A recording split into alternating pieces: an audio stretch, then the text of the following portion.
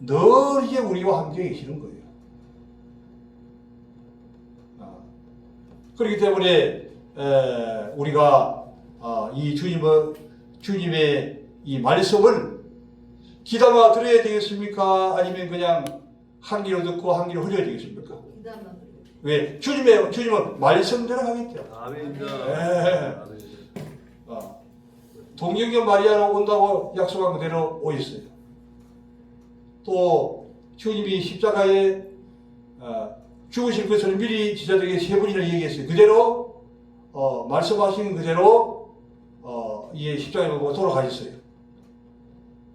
성령을 보내신다고 약속하신 그대로 마가의 오순절 다락방에서 성령님이 오셨어요. 또 오늘 여기 사도행 1장 11절에서 하늘로 가심을 본 그대로 주님께서 오신다고 우리에게 약속했어요. 그러면 그 다음에 남은 것은 뭐죠? 그 다음에 남은 것은 다시 오실 예수님을 우리가 바라보는 겁니다.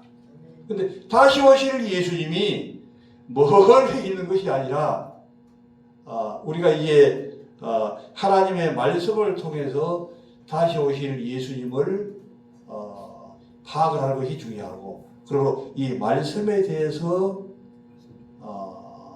그 하나님께 주시는 은혜 있는 게 중요해요. 제가 가만히 이단들을 생각해 봤는데 왜 이단들이 생길까? 그들도 말씀을 많이 봐요. 그런데 중요한 것은 신학적인 배경이었기 때문에 이단이 되는 것입니다. 할렐루야. 신학적인 배경을 알고 있으면 그 원리에 따라서 성경을 보고 해석하기 때문에 이단이 되라고 해도 이단이 될 수가 없습니다. 아멘. 그런데 신학적인 배경이 없으면 성경을 백독을 해도 딴소리 하는 거예요. 그냥 성경 읽을 때마다 뭐 다른 것이 있으면 그 원어를 또 찾아본다 해서 원어를 찾아보면 그것이 이단되는 길로 나가는 겁니다. 이 원어도 여러 종류가 있고, 네, 맞아요. 우파 원어, 좌파 원어, 또 이게 원어 해석이 아주 특이한 또 원어 해석이 있어요.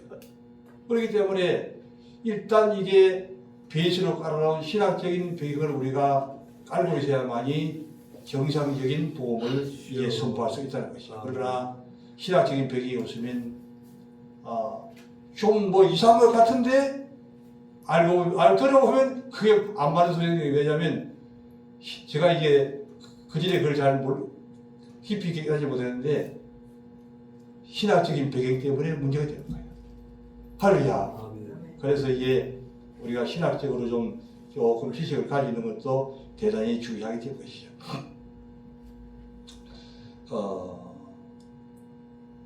하늘로 보시고 하는 그대로, 근데 이제 하늘로 가심을 본 그대로 오시라 한 그 말대로 오실 때가 가까운데, 오늘 제가 봉독해 드렸던 요한계시록 1장은 바로 예수님이 다시 오실 예수님을 가장 가까이 기록한 책이 바로 요한계시록이 되는 거죠. 그래서 2000년 전부터 이게 요한계시록에 대해서 많은 해석한 분도 있지만, 이 요한계시록이 보통 어려운 책이 아니기 때문에 신학적인 배경이 없이는 딴소리가 나올 수밖에 없고, 그래서 이게 그동안에도 이만희만 나온 것이 아니고 이단들이 요한계시록에 대한 이단들이 시대마다 있어요. 예수님 오시고 난 다음부터 뭐 100년 대도 있고 200년 대도 있고 또 300년 대도 있고 400년 대도 있고 계속적으로 이단들이 있었다고 하는 것입니다. 그렇기 때문에 이 다시 오실 예수님을 우리가 해석하는 것도 그 신학적인 배경과 성경 해석을 잘 해야만이 정상적인 해석이 되고, 또 정상적인 해석을 해가지고 강의를 하거나 설교하는 목회자의 그 강의나 설교를 통해야만이 정상적으로 이해하고 해석이 가능하다는 거죠. 왜냐하면 뜬구름이라는 얘기들을 많이 하기 때문에 아무데나 그냥 가방 끈 내리고 왔다 갔다 하게 되면 이제 손해를 봐요. 그래서 이제 어떻게 하면 이번에 어떻게 하신 것이 사람에게 이용을 당하지 말고 하나님께 사용을 당하라. 할렐루야. 아멘. 다른 사람들에게 이용을 당하면 안 돼요. 여기저기 가방 메고 왔다 갔다 하다 보면 사람들이 다 이용당해가지고 이용하려고 하지, 정말 하나님께 그 아비의 마음을 가지고 하나님께 인도하는 사람들이 극소수에 있다는 얘기예요. 주위에 있는 사람이 눈을 뜨고 어떻게 하면 눈을 빼먹을까, 다리를 잘라 먹을까 하는 그런 사람들이 수록하기 때문에 아무데나 그냥 가방 메고 왔다 갔다 하면 절대 안 돼. 그러면 다른 사람들에게 이용을 당하는 거예요. 우리는 성령님의 감동을 받고 하나님의 음성을 들어서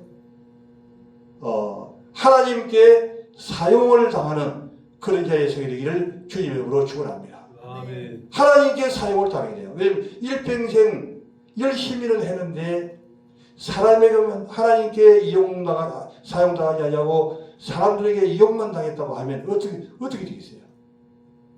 정말 안타까운 일이죠. 그래서 늘 우리도 개인적으로 기도를 해야 돼요. 주여, 내가 지금 하나님께 사용을 당하고 있습니까? 아니면 사람에게 이용을 당하고 있습니까? 어느 누구도 해석해서 내가 직접 감동을 받아가지고 해석을 해야만 되는 거죠. 왜?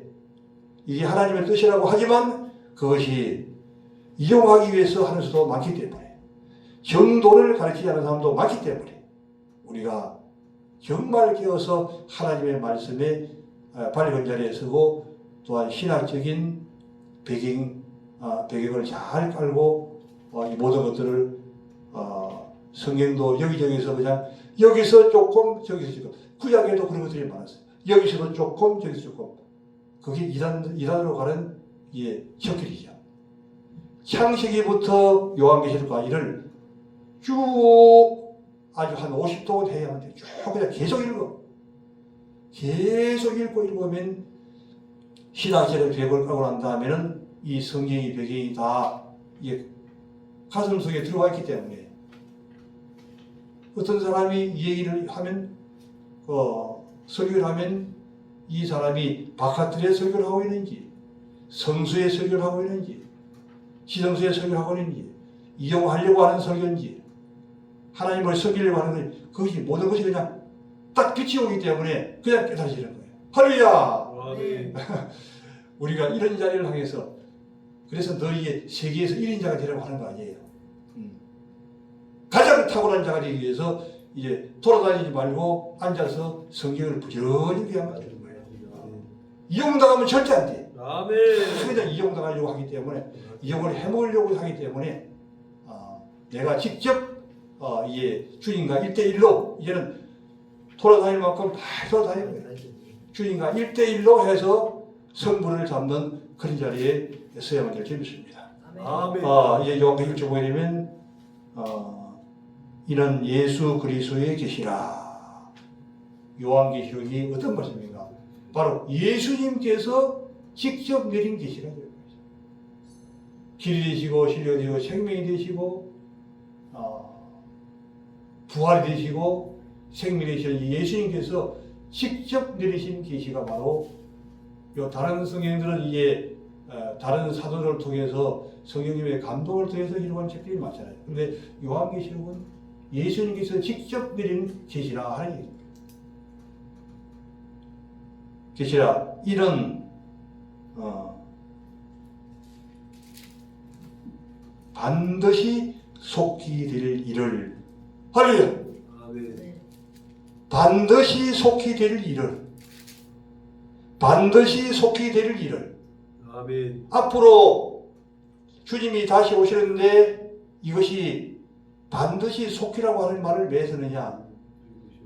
반드시 속히 오실 분이기 때문에. 그런데 왜 이전이 그러느냐?